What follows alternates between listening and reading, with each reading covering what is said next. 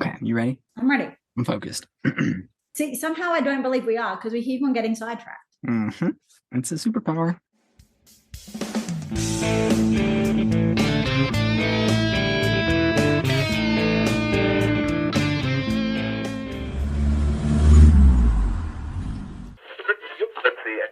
Hello, and welcome to Saving People, Queering Things, the supernatural podcast where, that's right, the wild boys have become the cops. Today, we're pulling up to a super special bonus episode where we break down the highs and lows of Supernatural's starting era as marked by Eric Kripke's departure as showrunner. I'm your host, Noah, pronouns he, him, and my co-host today is a multi-talented, returning fan favorite, guest star, Driver Picks the Podcast co-star, Jamie. I feel like you said star too many times in that one sentence. Way too many times. But you know yeah, what? like, come on, who wrote that? Like, not important. I'm going to be in my trailer until that intro gets rewritten. Okay, you know what? I'll put star in all caps. That better? Okay, yeah, that's better. Okay. If I'm star in all caps, that's acceptable. I am Jamie. I am a co-host of Driver Picks the Podcast, the show where we accidentally named our podcast the same thing as Saving People Queering Things before the rebrand. I'm a first-time viewer. Sort of, we're documenting my progress of watching Supernatural as a Supernatural hater, while my friend Beth is the guide of the podcast, the fandom veteran. And I say things, and she has to deal with the consequences, and it's a great time for me specifically. And that's all we look for in a podcast, really. Exactly. If you're not tormenting your friends, then what are you doing? Exactly. I mean, that's the whole point, is you have to be poking fun. You have to be making jokes. Mm-hmm. We also have a leverage podcast, but that's less relevant to this. But still worth noting because, running multiple podcasts is impressive. Well, so for today's topic, this special bonus episode is a look back on the first 5 seasons of the show as interpreted by 2 first-time viewers. I'm reading your notes, and the way you've written that looks like Eric Kripke was also a first-time viewer. And that's why I paused. What am I trying to say here? But it worked out. Eric Kripke, as listeners likely know, moved on as primary showrunner after the 5th season. We, today, are here to pass judgment on his efforts. Oh, does that mean we get to be judge, jury, and executioner? Absolutely, yes. Okay, lovely. Emphasis on the executioner. Exactly. I'm a big fan of the guillotine. But Kripke jump-started the show. He set our hearts afire. But what were your high points? What were your low points? We've got lots of hits, but also plenty of misses. So let's get into it. Let's get started. All right. What better way than to compare all 5 seasons back to back? Which one did we prefer? Is there one that stood out to you above the rest, Jamie? Not really, because it's sort of like I definitely think that the quality, like, overall improved in seasons 4 and 5, but they still certainly made choices that I was like not on board with. I was like, Very, very true. Did you really have to do that? And I also just think like it's really hard because, like, as a whole, like, I didn't like season 3 that much. Like, I think the season as a whole is really like, it's quite repetitive. It doesn't feel very well paced, but like some episodes in season 3 are genuinely some of the best of the show. Like, if that makes, like, of the first 5 seasons, like Mystery Spot fucking slaps. God. Like, you've got Bad Day at Black Rock, which I really enjoyed. Like, there are lots of episodes in season 3 that I actually really, really enjoyed comparatively to my sort of normal level of dislike for Supernatural. Like, I actually even kind of like them. So it's sort of like, it's really hard because it's like, on the one hand, if I'm just going by like, oh, well, what were my highlights of the first 5 seasons, then I'd be leaning towards season 3. But like, as a whole, I also think that season 3 was kind of bad. So it's like, at what point do, like, the whole is greater than the sum of its parts? Like, you know what I mean? Like, how many top-notch episodes would season 3 have to have in order to be the best? To overcome the fact that the overall plot of season 3 is actually not it. Yeah, it's definitely weaker. You can feel them ramping up to something by the end, but that... And then they completely pivoted, so we didn't find out what that was anyway. Exactly. And then we got Cass, and the show got better instantly. So exactly. Like, Cass was on the screen, and you're like, oh, yeah, no, this is better. Yeah, absolutely. It was kind of wild how different it is, The whole vibe, it just takes a turn, and it's like, yeah, so now it's a gay show, and we're not going to talk about it, but we love it. You're going to know, but we're just not going to say it. Yeah, we are going to actively hate on it, though, apparently. Why would you? You guys made these choices. Follow through. Come on. Yeah, they're like, we're gonna make this shit the gayest stuff you've ever seen, and then act like surprise Pikachu when people call us out for making it gay. Like, Yeah, come on. like you did this. You knew. You made that decision. Literally, You could have done that in editing. Okay, but so what about villains then? Or, the big bad of the season? We've got 5 major problems over the 5 seasons. We've got Lucifer incarnate. We've got the impending apocalypse for season 4, Dean's whole demon deal. And we've got Alistair. And then season 1's big bad is John Winchester. I mean, obviously, clearly. It's not Azazel, because Azazel's actually a good father. Azazel is what I meant to put instead of Alistair. Fuck. Yeah, you did say Alistair. I'm like, I feel like you're skipping a season there, mate. With my full chest. Yeah. So I don't know. It's kind of hard because, like, I don't think all of the big bads are necessarily like big bads, if that makes sense. Like, it's more so like, it's not about the individual character. The whole Sam's like demon blood thing, like, yes, it was instigated and primarily like carried out by Azazel, but it's also kind of like, I don't know, it just doesn't feel like justifiable to be like, oh yeah, no, this is, it's all on Azazel. It's like, no, it's just like a figurehead.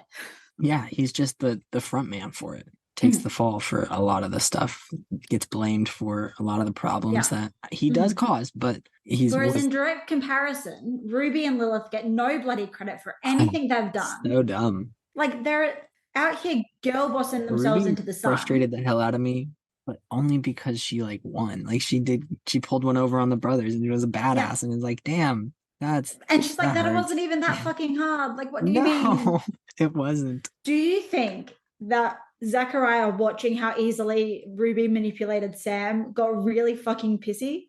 He said, oh damn, really? He was like, is that easy?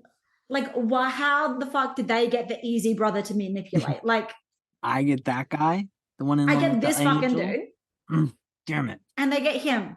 Like, they just got him addicted to demon blood and it was fine. Like, that was it. You gave him one of the most addictive substances, and congrats. Great. Wow. I think season 4 has the most strong points for me between the whole meta narrative shifting.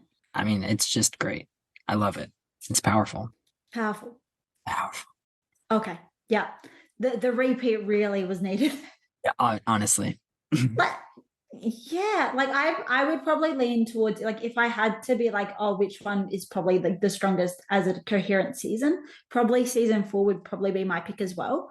But it just didn't have quite as many episodes where I was like, I love, like, well, not I love this, but like, I like this episode, you know what I mean? Like, it, as a whole, it's better, but it has less individually remarkable pieces. Fair. Like, it still had some good episodes, but like, it's like, I'm trying to think of any episode in season 4, my mind's going completely blank except for Lazarus Rising. Monster at the end of this book. True.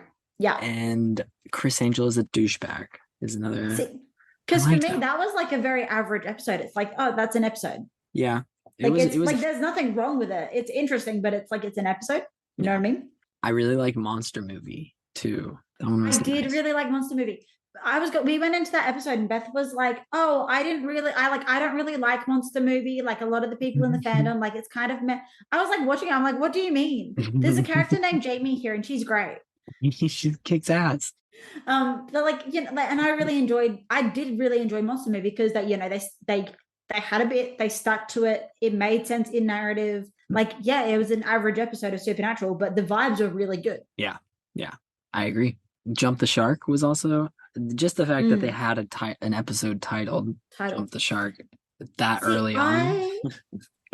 I want to be clear here. I don't dislike the episode Jump the Shark, but it does feel a bit like, I feel like they call it lamp shading, where it's like, oh, you're using this like overused trope, but you're like, making fun of the fact that you're using this overused trope and therefore it's fine. I'm like, oh, you could just not use the trope. Yeah. It's like, I get that you're aware that this is bad. Maybe you shouldn't have done it then. Like, you know what I mean? Like, and I understand that, like, it was really plot relevant, like, moving forward, that they had to introduce Adam because otherwise the rest of the season doesn't play out the same way. But it's also kind of like, did you have to do it like that though? Like, come on. you literally were like, oh, this episode is bad because we're doing this, but it's fine because we've told you that it's bad that we're doing this. It's like it only goes so far. Yeah. But I know, but like I wasn't a massive fan of Jump the Shark either. Like I didn't mind it. It was a fine episode, but like it was sort of like I don't know, like I feel like maybe I'm really harsh on supernatural episodes, but like also As you should be. it's my God-given right. Yeah. I don't know. It's really hard because it's like it's the sort of thing where somebody goes, oh, so what did you like and dislike about all 5 seasons? I'm like, this has been 2 years of my life. Yeah. Yeah. I've forgotten every single thing that happened in the last 2 years of my life. Like I was looking back at episodes from season 1 and I was like, I do not remember this. What is it? Like okay. I think my least favorite season though has to be season 1. Like if I'm looking at seasons and I'm looking at like what for me felt the like least enjoyable, I think season 1. I think part of that is I was going into it not wanting to like the show, and I still don't. So I guess I've succeeded in my mission at least a little bit. But like, you know, I didn't want to like the show. And a lot of that first season is very like, it's very samey. Like, because even the overarching, like, as you mentioned earlier, the overarching villain of the plot is basically John. Like, technically it's Azazel and the like demon blood plot line, but like, it's John. You know what I mean? Like, so it's kind of like that whole like, oh, where's Dad? We got to find Dad thing. And also just, I think some of the quality of episodes in season 1 was like really, really, really dodgy in terms of like you can certainly tell that it was written in 2005, I think it was. Yeah. You know what I mean? Like, you're like, yeah, damn, this is some 2005 writing. It sucks. And it's so apparent that they haven't found their footing at all and haven't been able to find a voice that really matters, you know? End of season 2 is when they really start coming into that. I feel like. Once you hit mid to late season 2, they're starting to have some more fun with their concepts. So it's less like, oh, this is a dark and gritty man show for manly men, and we're going to go and hunt this big scary monster, and it's all dark and depressing, and we've got daddy issues because we're written by Eric Kripke. Yeah. As soon as they move away from that, it's so much better. And I think also it's also signified by like you meet like Ash and Joe and Ellen, and like, you know, you meet Bobby, and like once you start getting other characters, like that's a big thing for me. Like I feel like if an episode has no recurring characters in it, I'm like, this is boring. I don't care about this. Like if Zachariah's not there, if Meg's not there, if Bobby's not there, if Ruby's not there, if Bella's not there, like if I don't have like a reoccurring character, even if it's like Zachariah or something, even if it's a villain, even if it's like even if it's Crowley, like I don't care if it's a villain or not. Like I just want someone there who actually knows about the brothers and is able to at least challenge the dynamic slightly, like, and at least change it a little bit. Because I know something that a lot of people really love about the show is sort of the dynamic between Sam and Dean and like their like familial dynamic. For me, I really like it. It's not my cup of tea. I'm not that sort of person. Like I don't have any, you know, of that sort of trauma that makes me really, really relate to it. So it's really hard when it's like a lot of people really love episodes where it's like, oh no, this is the Sam and Dean show. It's just Sam and Dean on the screen for all 40 minutes. And I'm like, I'm just kind of bored. Like, I just want, give me a little flavor. Give me some lore. Check a little Zachy boy in there. She'll be right. Something. Yeah. I get that. I like that. Was there a specific character, a side character, not the brothers, that was brought to the show in this era that you really loved? Is there a best character of the Kripke era? I mean, I feel like anyone who has listened to any portion of my podcast, Driver Picks the Podcast, does know the answer to this question. And that is, I am a Meg stan for life. I clung on to her early on. Like I saw her in Scarecrow. I'm like, yeah, I love this bitch. And like from there, it's just been like, she's been probably my favorite character. I do think now that we've gotten like Crowley and Zachariah as well, they're bumping their way up into the ranking. I really love Zachariah. A lot of people looked at me like I was going insane when I was like, oh yeah, no, I'm a Zachy boy stan, because he is so funny. And like, he's so good. He's a villain. He's a little trash garbage man, but I love that for him. He deserves to be a little trash garbage man. He can do whatever he sets his mind to, except for apparently make a deal with this one fucking dude. Because he's a baby. But I do love him very much. He's so funny. And I'm sorry people made fun of you for that. You deserved some support. I deserve better. Is honestly what it is. I deserve better. Like, people should appreciate my love for Zach. Yeah. Also, I tend to latch onto villainous characters. I don't know what that says about me as a person, but You know what Here you're we are. saying about how you don't have that specific trauma for, yeah, okay. It explains a lot. It's Are you fucking roasting fine. me? No, No, that's it. I'll not at all.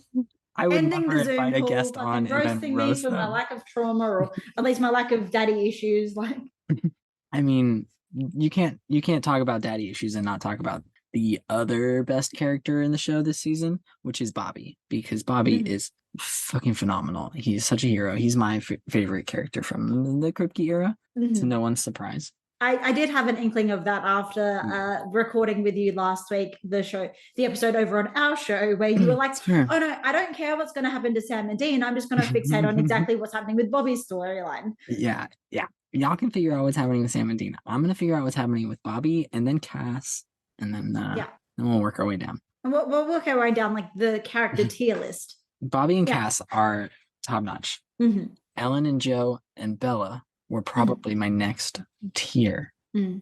See, I wasn't as big a like I really love Bobby, but I wasn't as big a fan of Ellen and Joe. And I think that actually just solely comes down to the fact that I think they were severely underutilized. Oh, So I yeah. think we could have gotten a lot from Ellen and Joe, and then we just didn't. So it's kind Yep. of like I just didn't have the same sort of, time, like the same sort of screen time to actually be able to like latch onto them. Yeah, no, that's fair. I think part of it was every episode that we didn't have Ellen and Joe, I would just talk about how much easier it would be if they were there and be like, yeah, it'd be so much easier. Fucking call them. They're there. They're a resource. They've already said they're happy to help. Like, all of season 3, they're just gone. though the hill that I will die on is that this entire show would have been better if Missouri was a recurring character. Oh, absolutely. She was Like, such an I know icon. she only appears once in the Kripke era. She's Which in a single episode, sucks. which sucks. But if she had come back and like they left the door open, they could have brought her back Anytime. literally anytime, and then they just didn't. Nope. And they have been making some more references to Rufus recently. Towards the end of the season, he didn't show up as much, but I think he's only still shown up twice so far. Yeah, I think we've seen him twice on screen. But then we've gotten phone calls. Heard from him once. There was like a phone call or something. Yeah, which was nice. I like that connection still. I love Rufus. Want to see more. Love to actually get some Rufus content. Yeah, like a Rufus Bobby episode without the brothers in it at all would be great. Yeah, just who needs the main characters? It's fine. Honestly, I would love some side character episodes coming up, you know? I think that's what a show like Supernatural. One of the reasons why I sort of typically dislike shows like Supernatural, and it's like kind of holding true for Supernatural, is I just don't like shows that are only based around two people, because the chances that you're like, here's the thing, if you like latch onto one of those two people, fucking great, guns away, you're killing it, you're living the dream. But as soon as like, it's just statistically less likely because there's fewer people to latch onto, you know what I mean? Like, yeah. Whereas if you have like a more ensemble cast where you've got, 3 or 4 or 5 characters that you could potentially choose from to be sort of your blowboy, it's just a lot easier. Like, there's more chance that you're going to latch onto somebody than a show like this, where if you don't really latch onto the main characters, and because by the nature of it, they're like, oh yeah, no, we don't need any support systems. We're just going to do it all ourselves. Yeah, because, they're macho and tough and manly and shit. Wonder where that came from. Same place as the daddy issues, I suspect. Texas. But it gets very monotonous for me just having the two brothers, and it's like, I enjoy it a lot more when, like, even when we had like Pam in a couple of episodes, like she was a really great one to sort of be a foil to the dynamic. Very much so, because she really let them have it, both barrels. She wouldn't hold back, and it was great. Or even like Ed and Harry in that, like they're a great little like comedic relief side bit, like, and you just get to see, how Sam and Dean actually interact with people who, maybe they don't know everything, but they actually know something, and they're not sort of just like these faceless people pretending to be FBI. Yeah. And that was a really long rant, and I don't think it actually answered the question. But... It absolutely did, because we can decide it did. Okay. Yeah. So we're just making up our own like scoring and point system. We're like, yep, check. 10 points to Jamie. Yeah. Well, then let's get started with a question from the PodSquad. First up, we've got a question from Beth over at Driver Picks the Pod. I wonder who she is. She's probably pretty It's cool. sad though that we have to specify which Beth in the pod squad. It is wild. We have a Beth, we have a Hannah, and sometimes we have a Hannah Beth. It's crazy. Beth says, if this had been the finale of the series, would you have found it satisfying as a conclusion? No. I think we do have to assume that's without the clip of Sam showing up, because I've been informed that was only added when they found out that was an addition to be able to open up season 6. Even then, I still say no. Like, I don't know how you feel about the finale. We actually haven't talked about the finale yet. That's true. With each other. Like, I've talked about it with Beth. You've obviously talked about with the folks over on Saving People Queering Things. But, like, I found the finale very underwhelming. Okay. Yeah. I see what they did with it. I like the fact that a lot of the stuff was stuff that, like, we had speculated about, that, like, you know, I basically predicted the entire fucking episode. But I also think that it did suffer because I predicted the entire episode. So it's sort of like, oh, I thought this was going to happen, and then it just did. And it also just didn't feel very much like, it didn't feel like a finale. You know what I mean? I hear that. Like, it's like we've been building up to these stakes for the last 5 seasons. And then it was like, oh, a gust of wind blew him into a cage. But that montage, I don't know how you can look at that montage and not feel like it's a big moment, you know? See, maybe I'm just not a fan of montages. Like, it felt like a montage. And I will admit, that did make it feel more like a finale, because you don't see montages like that outside of a finale. Typically, like, that's not like an everyday episode occurrence. Yeah. But it just, I don't know, it just felt like, I feel like they've been giving this thing stakes for 5 seasons. They've been, this can't happen. It's going to be so hard to undo it. Like, you know, Sam's been like, oh my God, I started the apocalypse, ignoring the fact that Ruby actually technically started the apocalypse and just used Sam as a pawn to do it. Like, ignoring the fact that Dean actually technically started the apocalypse when he broke in hell. But, you know, Dean has no guilt about that apparently, but Sam has all of this guilt about, like, killing Lilith. A thing that he did not know would be connected to the apocalypse. I mean, you could have seen it coming, because there's no, but you know, we've been building it up, and, you know, like Lucifer, and he's been stuck in a cage for all this time, and all of this sort of stuff. And then it was kind of like, well, Michael kind of tackled him, but not really. Like, it looks like Michael went to hug him, he got blown over in the wind, and then Michael went to catch him, and then Lucifer dragged them both down. Like, it does not feel like they've actually, like, addressed the fact that this was meant to be like a big deal. Yeah, it doesn't feel like much of a celebration after, which also makes sense because they've lost Sam. So they don't want to. And I hate the fact that, you know, you've got Chuck's now, and, like, I enjoyed Chuck's narration, but my other issue with the episode was it made a lot of it sound like that's not what actually happened, because of the way it's cut. It made the scenes where Chuck wasn't narrating feel more like, oh, this is how the story's playing out as per Chuck. Yeah. You know what I mean? Like, it doesn't feel like, oh, this is how the story's playing out. It feels like, oh, this is how the story's playing out as per Chuck. This is how Chuck is telling us. Yeah, this is what Chuck's telling us is happening. This is just like the live action reenactment of what happened. Like, this is Chuck's version of the story, because also the other thing is a lot of like the music in that, in the live action versions, in where you see Sam and Dean on your screen, it's a lot softer, it's a lot more subtle. It doesn't feel like the same music design that we've grown used to in terms of like the standard music design for Supernatural. Yeah. I think the concept was good. I think the concept was solid. Like, I think, like, they made some good decisions in terms of, like, you know, making sure that it was something that was you could see coming, and making sure that it was sort of like an outcome that was tied to the rest of the season. But the execution just, I don't know, it just didn't feel like a finale. It didn't feel like, oh, this significant moment of we've just saved the world. And I also hate the fact that you have Chuck's narration, and Chuck goes, oh, and Dean and Bobby didn't see each other for a while after that. And I'm like, I hate that part. That part's the most fucked up. So you're telling me that, you know, like, I get that Dean's like quit hunting and he's with Lisa now, which I fucking hate, by the way. Yeah, I dislike that. I dislike that significantly. I also hate the fact that they're trying to imply that just because Dean's quit hunting means he'd never see Bobby again, essentially. Yeah, what's up with that? They're family. Dean and Sam didn't just go and visit Bobby because Bobby could help them with supernatural things. They visited him because it was the only home they knew. Exactly.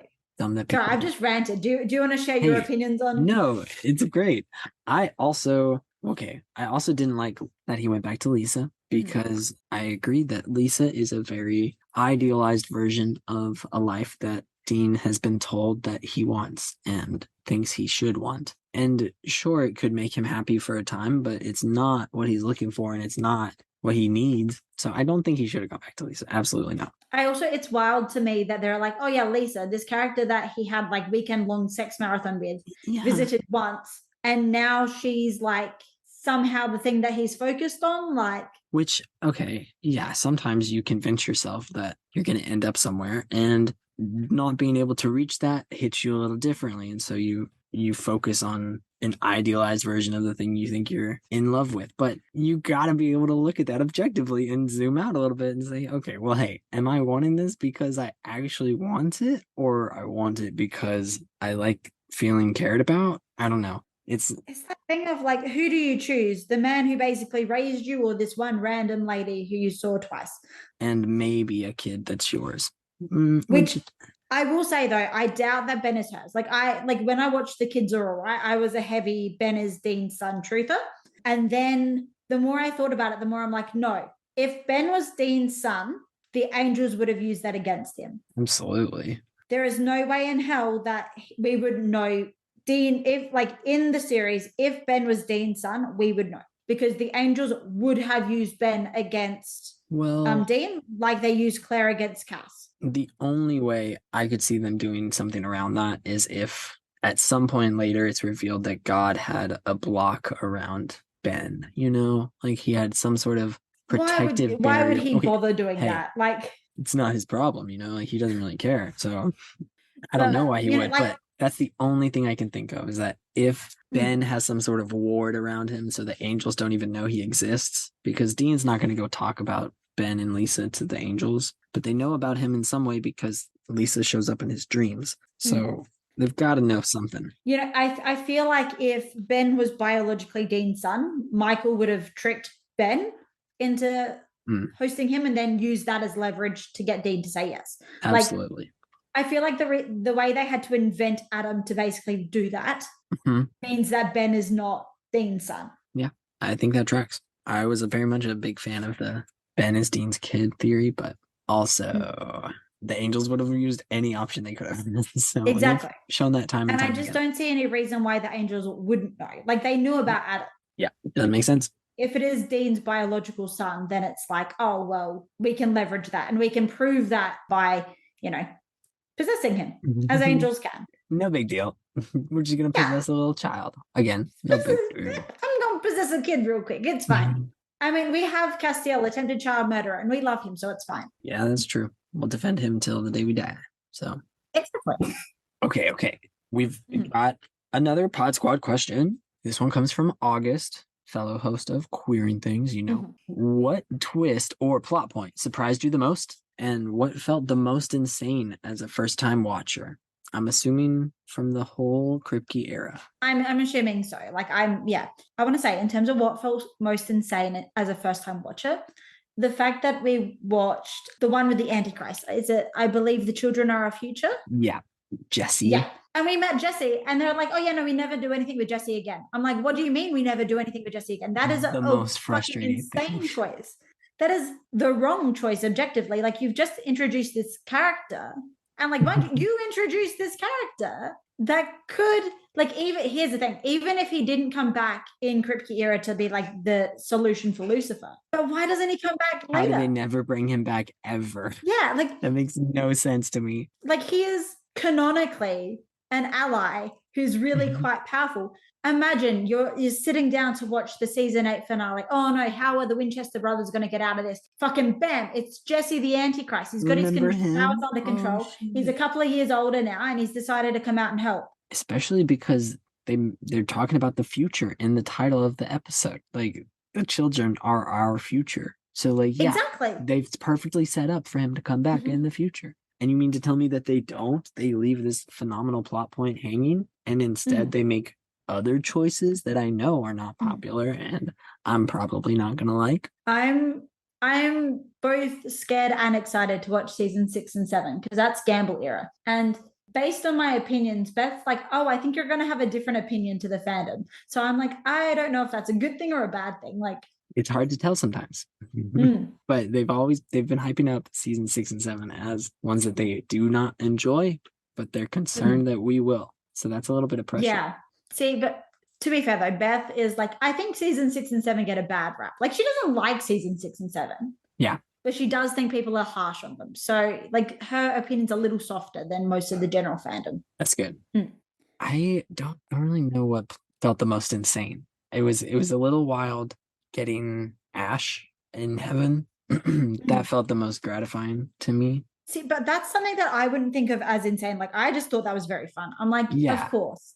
Like, it was something I didn't expect them to do, but they did it, and I was very excited. I will say though, there have been some reveals that I've thought are insane just because I somehow managed to fucking guess them.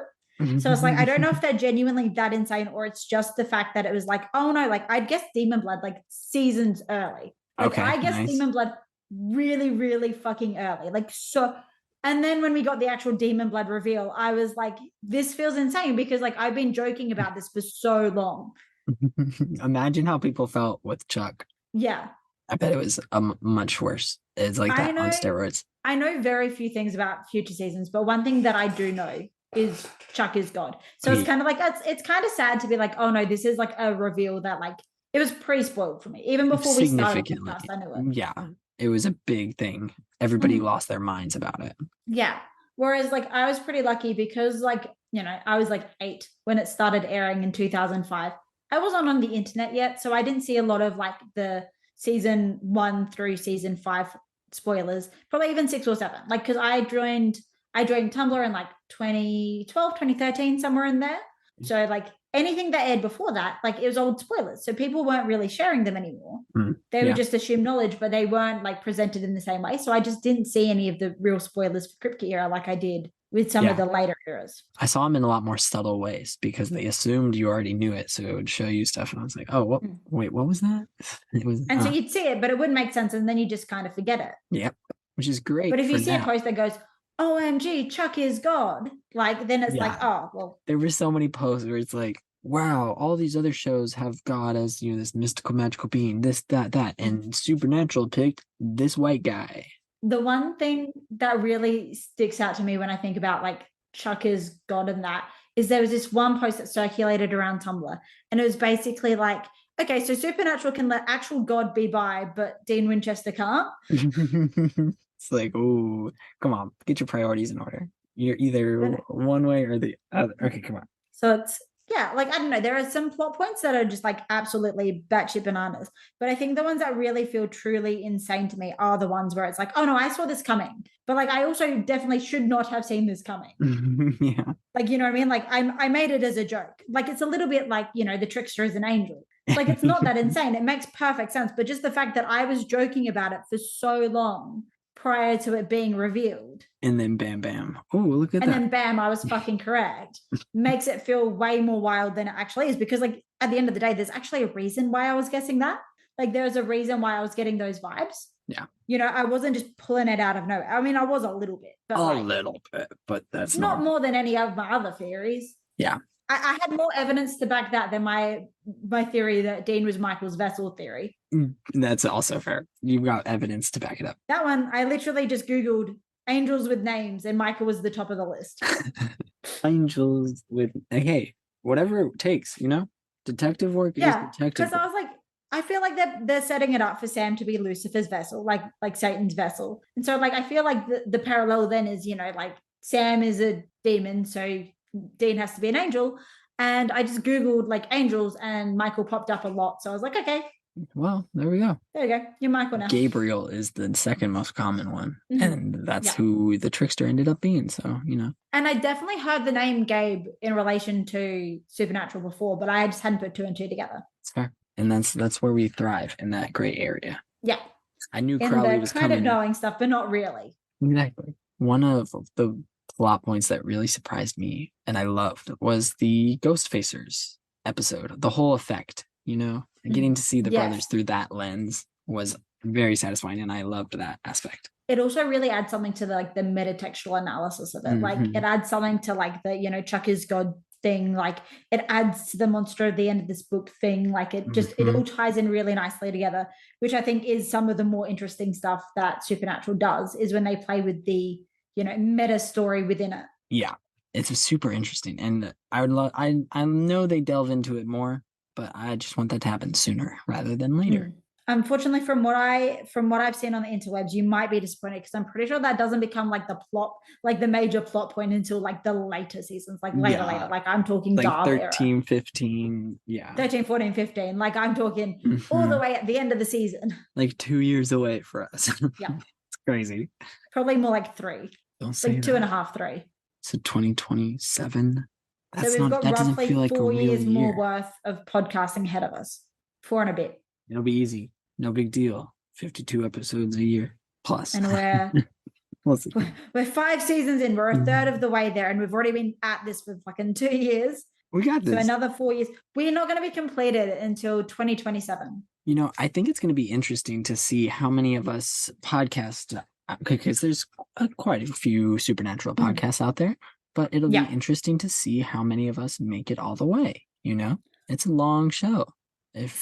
I thought me and Beth were not going to make it all the way. Like going into this, I was like, yeah, there's no way in hell me and Beth are going to finish all 15 seasons of Supernatural.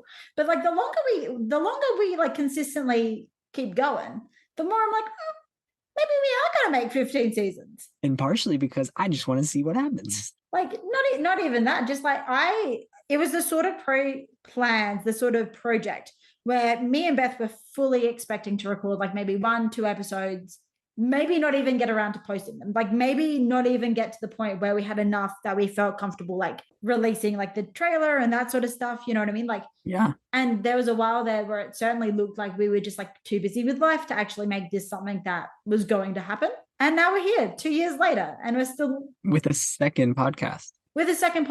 And we post an episode every single week. Like I don't think we've ever missed a week on our podcast. Hell yeah. Damn. And it's just the two of y'all. That's impressive as fuck. And it's just the two of us, yeah. We love that. Mad props. I wish good luck to all of my other Supernatural podcasts out there. So I didn't want any of that to come across like we're challenging them. Like, we're going to make it. Are you? Oh, hell no. I'm going to throw down the gauntlet. Like, come on. This is a challenge. 15, 20. First, the 15 seasons like wins. See, the thing that's truly terrifying is I know that Beth has plans to cover the internet seasons afterwards. Ooh. So we're not just doing 15 seasons. We're doing 15 seasons plus the internet seasons. That's so at least terrifying. 3 seasons worth of internet seasons already. Oh my God, is it really? Well, it really depends on how you classify seasons. But like, we're going to cover it all. We're planning on covering like November 5th and the divorce and like, everything. Okay. I mean, hey, if you're making a Supernatural podcast, include all the history. Exactly. Like you can't cut the narrative short. Damn, call out which actors are shitty in real life. Not allowed to do that. You know that I'm banned. On this episode, though, I am in control. We can say no. I'm just kidding. We're not going to say big win for the I think legitimately Beth would murder me if I poked the bear of the fandom and like. Yeah, fucking hate Mark Pellegrino. Eat shit. Beth has worked so hard to make our podcast like a friendly, neutral space where we don't rag on the actors for no reason. Like we'll criticize the actors, but we're not gonna just be like, oh no, we hate this dude. Yeah. If I then went on a different podcast without Beth and I managed to fuck all of that hard work up, I think she would be very mad at me. She would be not mad, just disappointed. Yeah. Without Beth, who's gonna cut out all my big win for the Wincesty's jokes? There's no way. They would all air, and your viewership would decrease and then steadily increase, and it would not be the same people. No, it would not be the people. Though I did have one particularly salty person on Twitter when I said John was a bad parent, and then they replied like, "Oh, just leave John alone. He was a good man." And I basically went back, "Well, good news. He's a fictional character. He's also a terrible person." So, and they responded, I was going to listen to your podcast, but now I'm not going to because you're so like sensitive or some shit like that. And I'm like, and you were sensitive enough to turn away from a podcast you threatened to listen to. So like, okay, bye. Because I made a joke about how we should beat John Winchester to death. Like, and then they blocked me. And then they blocked me on Twitter. It was peak. I was having a great time. I was like, is this John Winchester stand seriously like defending John and saying that they were going to listen to us? Like, probably a good thing they didn't listen to us then, because we have had KJ on our show. I don't know if you've ever heard their opinions on John Winchester, but I have, and I love them very much. They have some thoughts. So good. I haven't listened to the episode with KJ yet, but I'm going to go listen to that as soon. Fair warning: the audio quality is hot garbage. And that's all right. Did us dirty. Like Zoom, the audio quality is terrible. We've got one more PodSquad question. Mhm. This one comes from Sarah. They say, how is Sam back? Do you think Sam would have come back if this was the series finale? Do you think anything would have changed if that was the end of Supernatural? And then feelings on Dean going to Lisa. Did you think he would? Do you think he intends to hunt still? You kind of answered the Lisa one already. So yeah, I think we've already answered the Lisa one, and I think we've already kind of half answered the do you think he intends to hunt still one? I think no, the intention is not that he's going to hunt. But I think you can't have a show like Supernatural where someone just like, I'm quitting hunting and I'm never going back, and then they never go back. Like, he's going to go back at some point. He's got something's going to happen where he goes back. You know what I mean? Be attracted to the Enochian on his ribs or something. Yeah, but I think the answer is like, unfortunately, I think that the ending still would have been massively similar even if they hadn't intended on having a season 6. Like, I think, unfortunately, like my issues with the finale, I think a lot of them would still stand, even if they had actually been designed to be the finale. You know what I mean? Like, Adam would. I think he still would have gone back to Lisa, which I didn't really enjoy. I think it still would have been an underwhelming fight scene. I think the only thing that really would have changed is that you wouldn't have seen Sam lurking outside the window, which that man has one move. It is lurking outside of windows. He's so tall. He's got a loom over everything. This is like the 3rd or 4th time we've seen him lurking outside of windows. He's a creepy guy. Like, he does it a lot. It's okay. Sorry, bud. And then to answer, how is Sam back? I mean, in, mine and Beth's discussion episode on this one, we sort of already discussed this. But basically, like, I feel like there's a couple of options that they could go with depending on their mood. You know what I mean? Like, I feel like either Sam's back and Sam is still Lucifer because, somehow Lucifer managed to avoid, like, in pulling Michael into stopped on the way down. Yeah, he managed to avoid getting pulled into the cage himself. He sort of shoved Michael in before the cage, like, he managed to get into the cage himself. Otherwise, I feel like if Sam is back, that basically implies that Lucifer is not in the cage. Because I don't see any version of event where Sam could have locked Lucifer in the cage and then gotten out himself. Yeah, definitely not. Like, if Lucifer's not getting out, Sam's not getting out. Yeah, no chance. So he could barely. I feel like, move. Mm-hmm. Yeah, especially because if it's Sam in control, that he has no goddamn reason to not go say hi to Dean. His brother is in pain just over there. Go say hi. Mm-hmm. I think there's a lot of time between the start of the fall and the end, at the cage. I think there could have been any number of twists and turns that somebody could have finagled their way out of it. And if anybody would, it'd be Lucifer. And like, because Lucifer's been through this game before. Mm-hmm. He just got out of it. He knows the road to the cage. Yeah. He knows where to stop to make out with Sam a little bit. He's been thinking about all the mistakes that led to him being led there in the first place. So he's like, okay, if I see that, then I know what to do. Yeah. So, like, I don't know. I just don't see any way for it to be like Sam without Lucifer. Like, if that makes sense. Like, I just don't see at any point how Sam would have kicked Lucifer out. Yeah. And kicked Lucifer out into the cage. So even if it is actually genuinely Sam, I feel like Lucifer's still out there somewhere. Like, I feel like if Sam's not in the cage, Lucifer's not in the cage. Which sort of makes it undermine this whole ending, because it's like, we did this whole thing that we've been building all season 2, and then nothing actually progressed at all.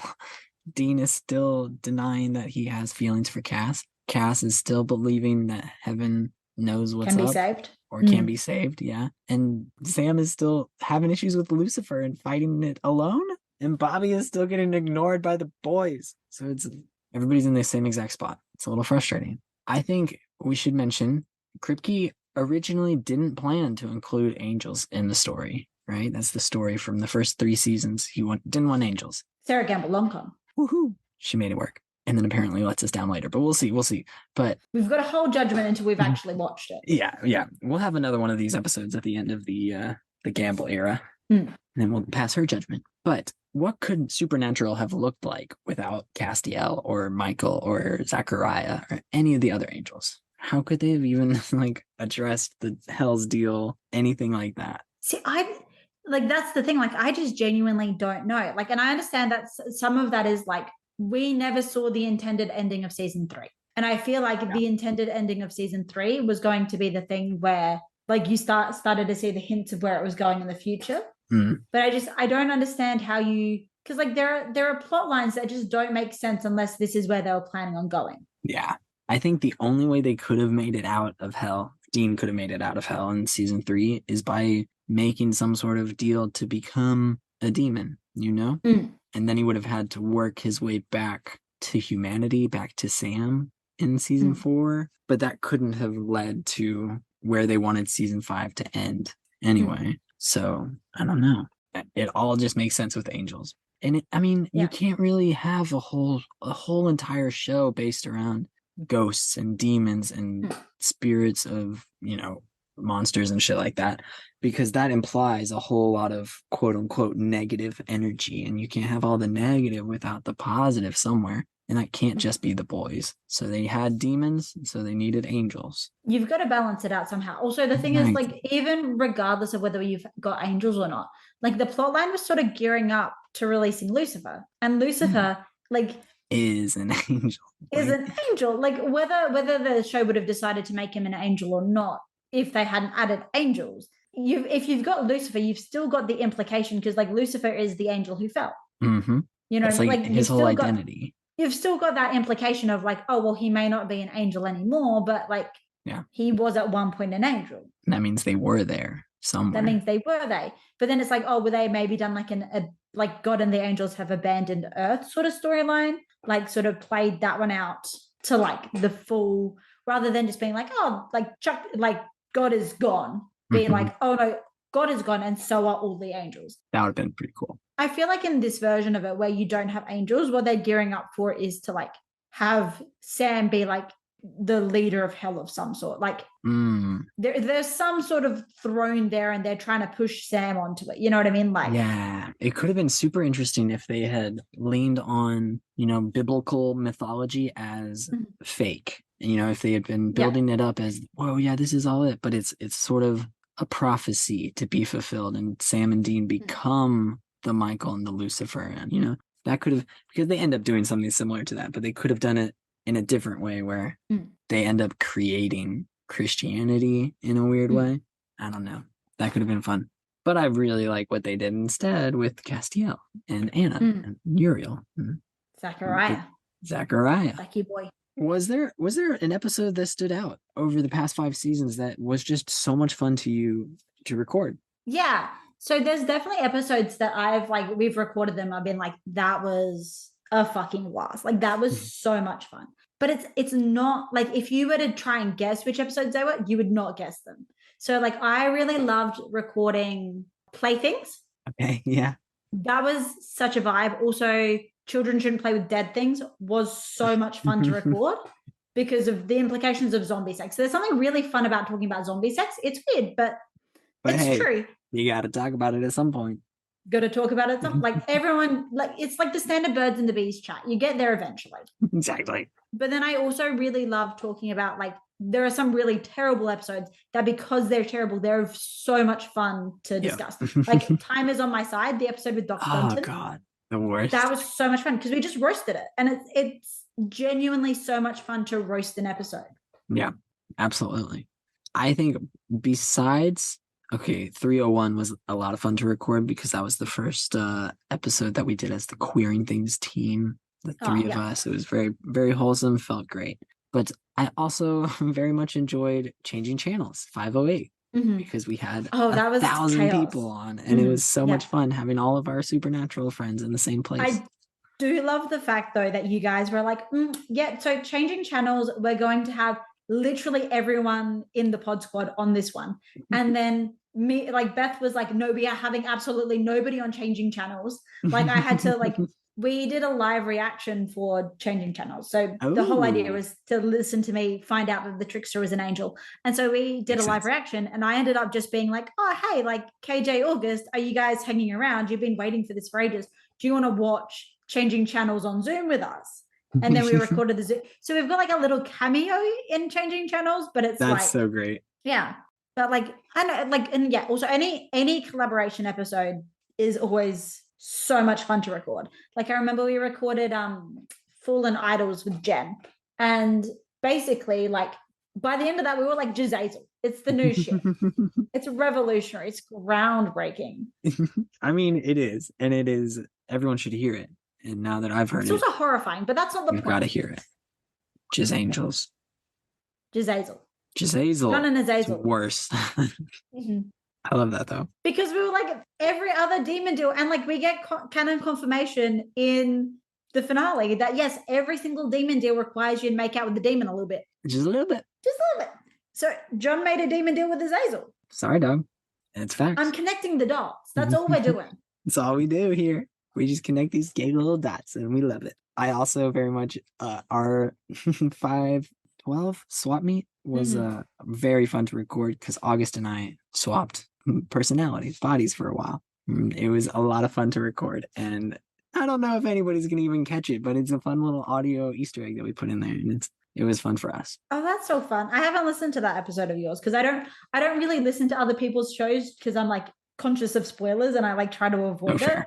But like I might have to listen to you swap me because I can't imagine any spoilers being in that episode at all. Ours are pretty good at steering away from spoilers. Every once in a while, I'll be like, oh, well, I know something, but I usually say something about, hey, watch out, spoilers.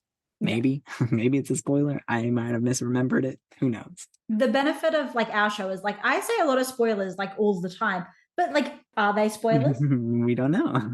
Beth knows, but Beth's not going to say, yes, that's true, or, you know, that's false. Like, and so anything that comes out of my mouth could be completely incorrect. And that's okay. Like, unless I'm talking about the episode that I just watched, there's a good chance that whatever's coming out of my mouth is not factually accurate. And that's what we love. That's where the podcast thrives because of those maybes. But no, so like, I feel, yeah, any episode where we had a collaboration, they're always just more fun to record. Like, you get to hang out with your friends. Like I remember we recorded with August for the first time for Hollywood Babylon 218. Nice. Yeah. Yeah, that was genuinely so much fun. Like we had never met them before. And then we were like, let's just do a marathon Zoom recording. And so we ended up being on the Zoom call with them for like 6 hours. And it was just like, hell yeah. It was the first collaboration we'd ever recorded. Like we were like new friends. Best friends? Like, and mind you, at that point, we were still like, our podcast still had the same name. That was so wild. And starting at the same time.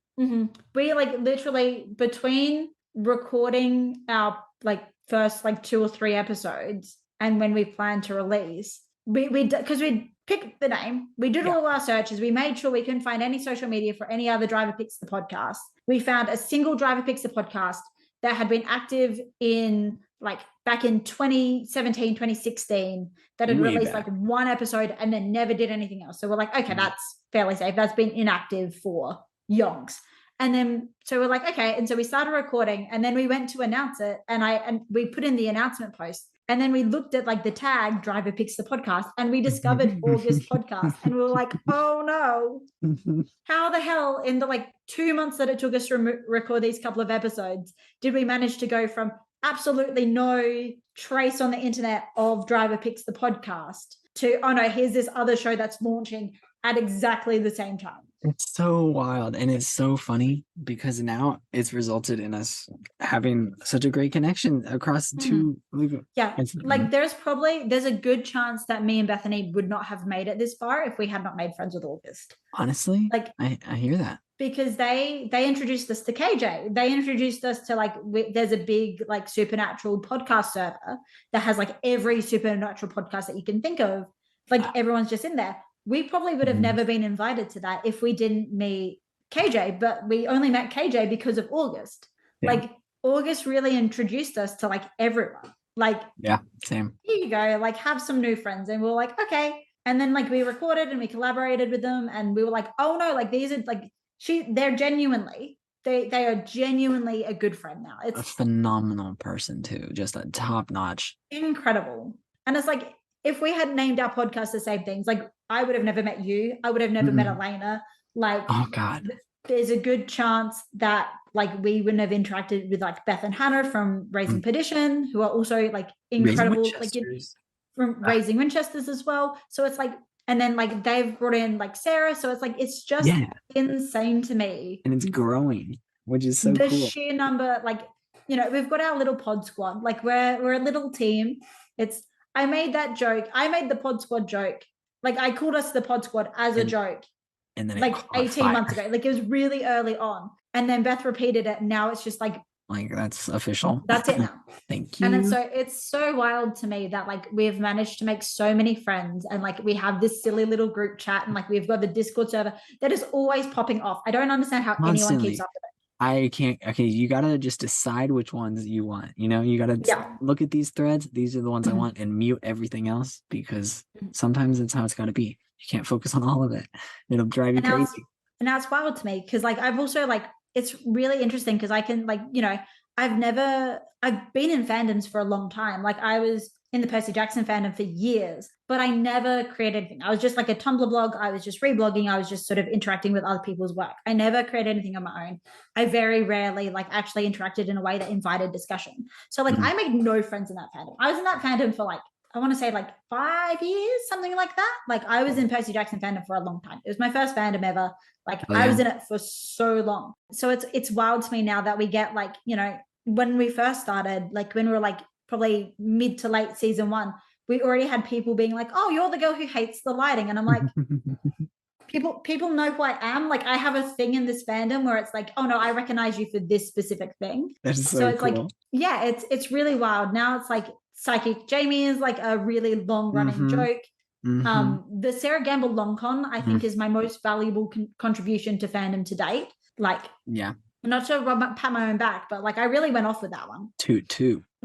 Yeah, no, that one, I don't have anything that's that signature for mine, you know, not that I'm aware of yet. They might be gaslighting me about it. Yeah, we'll see. But you'll get there. I'll get there, you know. I feel like your Bobby Stan is like the thing that I've heard most frequently about Bobby Stan, and the fact that I can connect actors to Psych in a drop of a hat.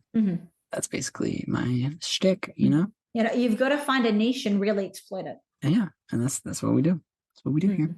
Okay, I have one question for you. Yeah. I feel like you've been asking me questions and I've been talking a lot. So like let me ask you a question. Oh God. Given the 5 seasons of Kripke Era, do you think on the whole it was a net good show or a net bad? Like where do you fall on the spectrum? How do you think Kripke Era as a whole, how do you think it rates if it when ended you're here? Thinking about like, yeah, and like storytelling and like plot beats and like how do you think they did with the overarching plot? Like, do you have any questions that like are remaining unanswered from this finale? Other than the obvious, like, what the fuck's Sam doing there? Yeah.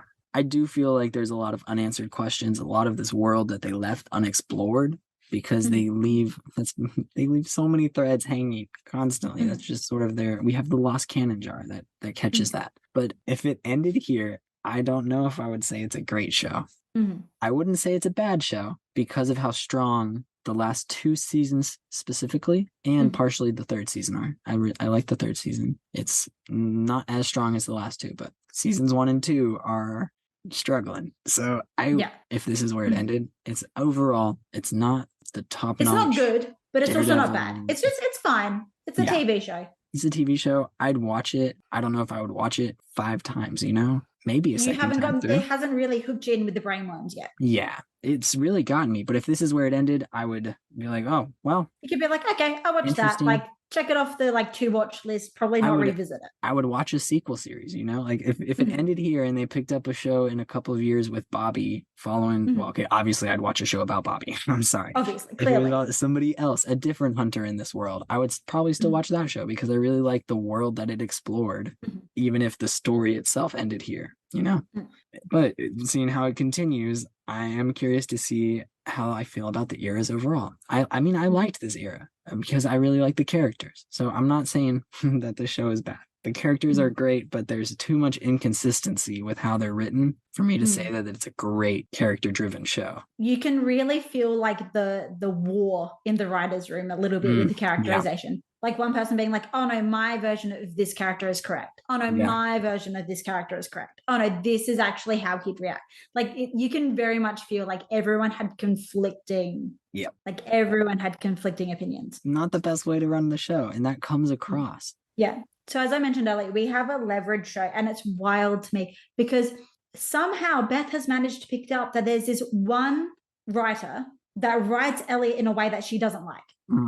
And it's like everything else, episode. like she hasn't noticed anything else about the writing specifically in writers, but she was like, I didn't really like Elliot's characterization in this one. And then like 3 or 4 episodes later, she was like, I didn't really like Elliot's characterization in this one.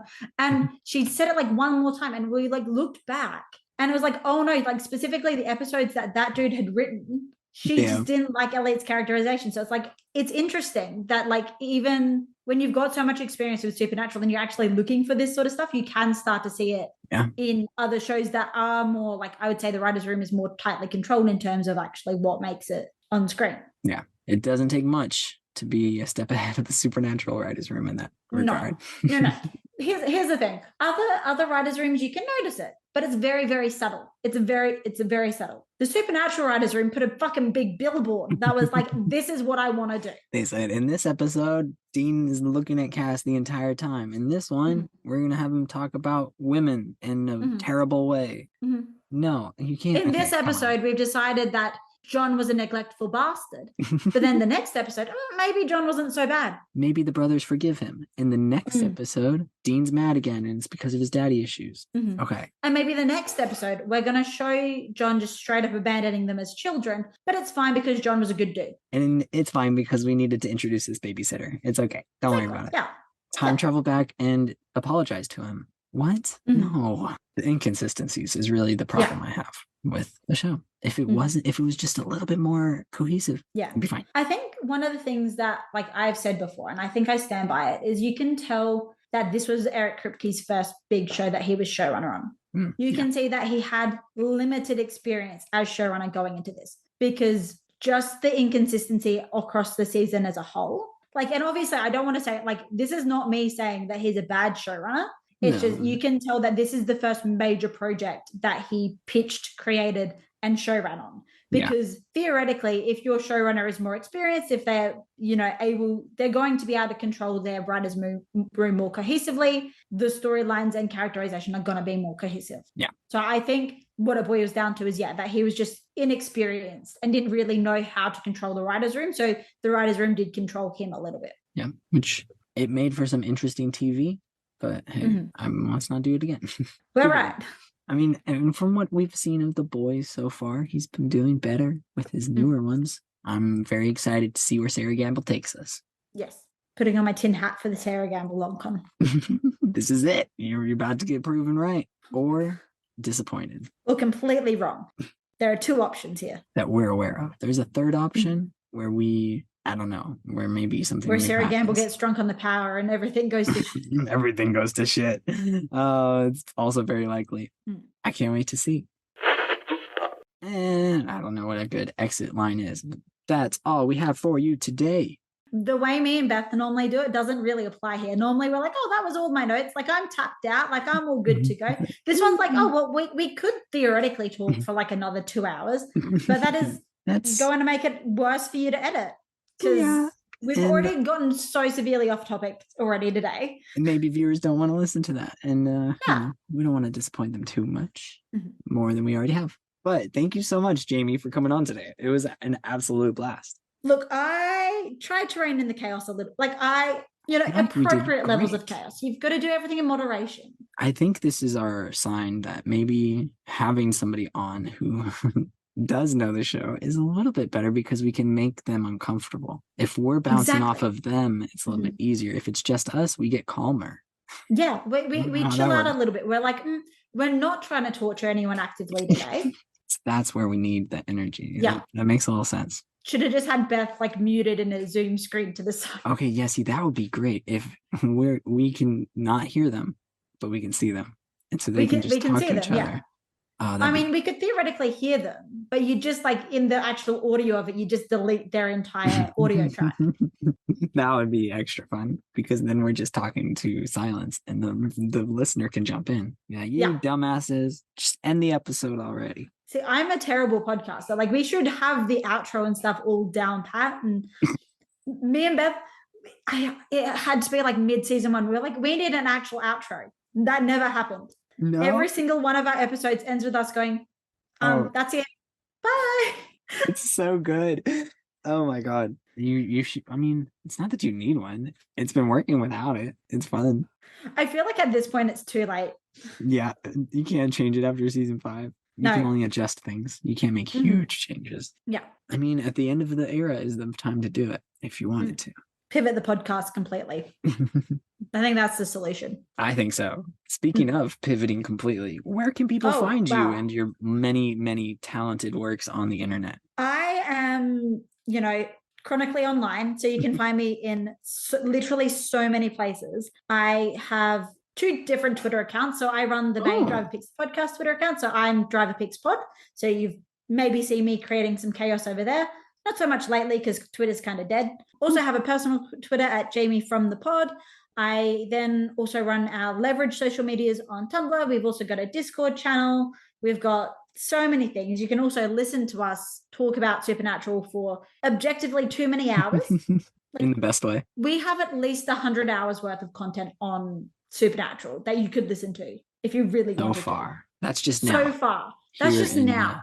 There's 2023. And that's just what we've released. Oh, yeah. We've got more content coming. We're constantly posting. You're more than welcome to follow us on Spotify. You can find us on Apple. We are in literally so many places. Just search Driver Picks the podcast and you will find us. Or you might find some antique links to Saving People Queering Things. Hey, we've tried to clean those all up, but if you do, it'll find your way back to the PodSquad either way. So it works out. But you can make sure you're subscribed to Saving People Queering Things and Driver Picks the podcast wherever you listen to podcasts. You can find links to the Saving People Queering Things social media and our Discord server through our website, queeringthingspodcast.com. Also out now, Queering People Saving Throws. Our main crew, along with KJ of Supernatural Opinions, taking a dive into a queer D&D adventure, releasing every other Friday right here on our feed.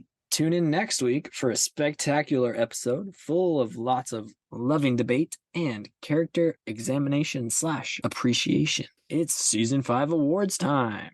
Thank you all for coming along for the ride, and we wish you a peaceful road until we meet again.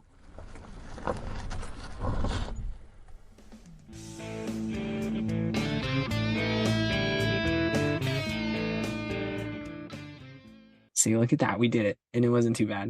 It wasn't too chaotic. And now you get the joy of editing this. Woohoo!